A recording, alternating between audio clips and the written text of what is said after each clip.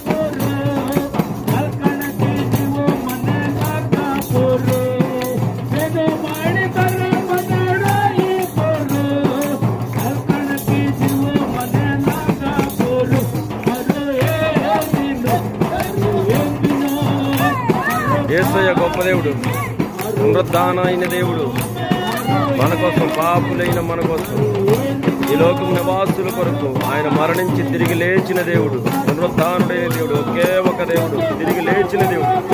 ఆ మనుషుల కోసం చనిపోయిన దేవుడు యేసుక్రీస్తు ఒక్కడే. మరలా మనకి జీవాన్ని, పునరుద్ధాన సమయాన్ని మనకి ఇవ్వడానికి తాను పునరుద్ధానుడై, దానికి మరణం లేదు.